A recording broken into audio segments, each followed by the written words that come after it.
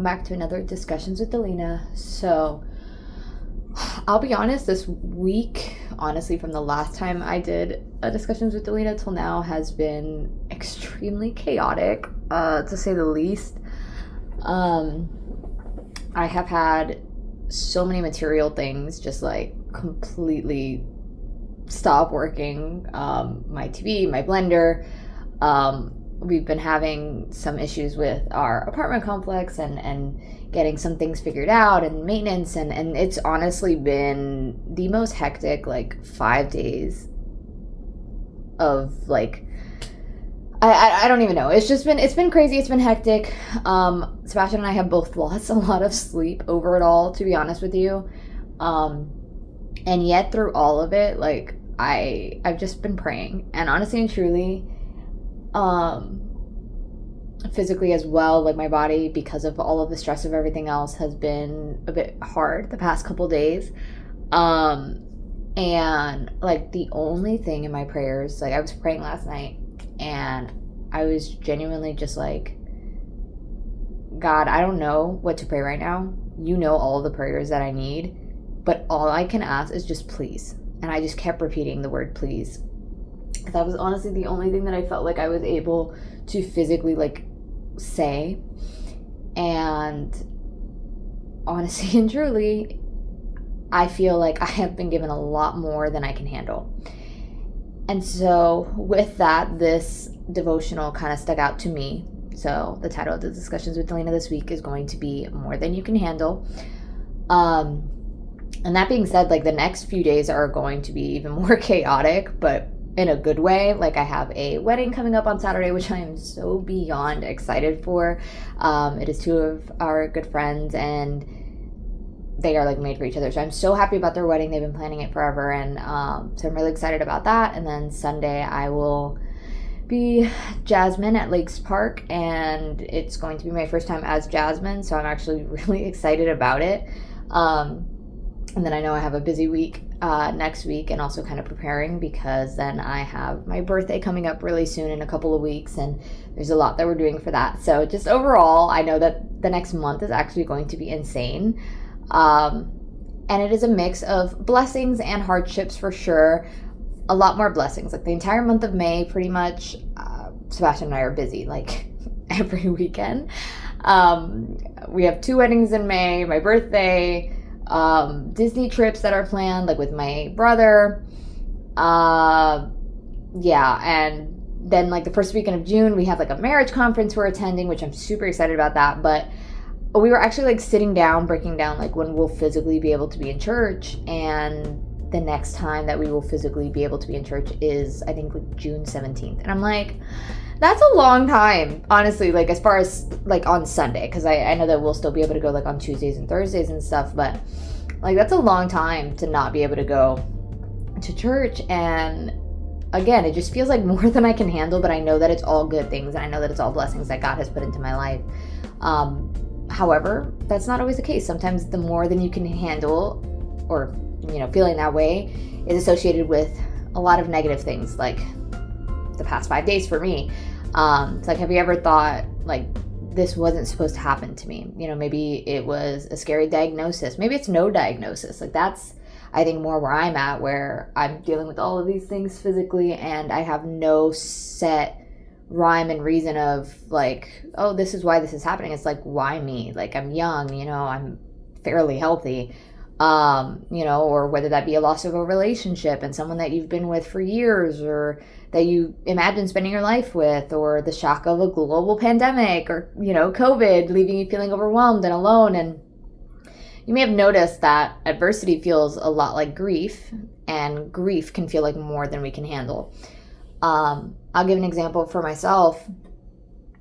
Talking about COVID, 2020 was the year that I was supposed to graduate high school. And I did graduate, obviously, but it was the year that I was supposed to have, grad bash and prom and all the things I had looked forward to. I, as a kid, honestly, grad bash I was excited for, but I think I really grieved not being able to have a prom. Because even graduation I was excited about, would have been cool. Really disappointed I didn't really have one. My brother handed me my diploma in my living room, and I walked across the living room. But prom was one that I definitely feel like I grieved because as a little girl, all I wanted was to play dress up. And my brother, my older brother, had the privilege of going to 2 proms because he went to his, and then his girlfriend at the time, she was a year younger than him, so he went to hers. And I remember just seeing them all dressed up in their tuxes and her beautiful dress. And even like, I think my brother also went like to my aunt's prom in Puerto Rico as well. And so like seeing them all dressed up, and I was like, I can't wait to do that one day. Like, it's going to be so amazing. Even if I didn't have a date to go with, which obviously as a kid I was hoping that I would have a date, but by the time prom season came around, I did not. And I was going with friends, but I was just so excited to kind of like play dress up and feel like a princess for a day. So when I was not able to do that for COVID, it definitely felt like I was grieving that part and that stage of my life, and, you know, being able to enter college as a freshman, and we were all socially distanced. We had masks. There were barely any events, and if there were, like, you had to stay 6 feet apart. And honestly, like, it was an experience. I definitely feel like I made the most of it, but it took a while to get there, because I feel like when I graduated, like toward the ending, like April, May, I spent a lot of days where I just felt overwhelmed and alone. I was stuck in my house with my family. There was a lot of us. I think all of us were living at home at the time. So yeah, it was all 8 of us in the house. And it was a lot. It was a lot, to say the least. Sorry, I keep looking out the window because maintenance is supposed to be coming, and I like don't want them to come while I'm recording this. But yeah, no, it was a lot. And it did feel, in a sense, like grief. It felt like I was losing a part of my life that I had really looked forward to. But again, life happens and calamity comes and grief sneaks in. And for some reason, we're often compelled to add more to our already overwhelmed mind, body, and soul. And so like the society we live in has such a habit of whispering, do more, be more, live your best life. But right now, your best life might look like taking a shower and putting on jeans instead of PJ pants, you know? Like, don't get me wrong, yes, God will fix everything. You know, God is all-powerful, all-knowing. But mental health is such a real thing. And I think that's what a lot of believers either forget, ignore, or bypass. That's the best way I can put it. And again, it's not all believers, but my husband works in the mental health field. He is very, very dedicated to helping people, and he does an amazing job at it. And I've always believed in mental health because it is something that I have struggled with myself. I've done multiple discussions with Delinah Wise on anxiety and depression because I've been there. You know, I get it. However, him entering that field, I have seen so many more eye-opening experiences, but as a believer, we know that God does rescue us from that as well. However, when the world is basically telling you, like, do more, be more, like, you have to do absolutely, you know, everything to try and fix the problem that's going on inside of you, you're not going to succeed. This unforeseen chapter of your life where you're struggling might be a good time to consider avoiding the temptation to clean out every corner of your home, create a Pinterest-worthy life for your family, hang out with exhausting people, compete in a world championship CrossFit competition or a 5K, or hold yourself to pre-crisis standards. Because when you are going through that, whether that be something mental, something physical, something circumstantial, and you don't take the time to actually sit there and trust God and give yourself to God, and you decide to do every little thing to distract yourself, you're not going to live up to your own standards. And therefore, it's only going to make whatever you're going through 10 times worse. And it's okay to bring it down a notch, you know, whether that be, hey, I'm feeling overwhelmed. Let me just stop, close my eyes, and take a deep breath, you know, or take a walk and just look at the trees and the flowers and the animals that God's created, or even calling a friend and just chatting with them and getting that laugh, or watching a mindless movie, you know, rom-com or action, whatever you're into, and lowering expectations for yourself and for those that you love. Because when you are so adamant on, oh, I have to fix this, I have to fix the way that I feel, I have to fix what I'm going through, at the end of the day, you're going to be stuck because you're going to try so hard to fix the things that you're going through that in all reality, you can't fix.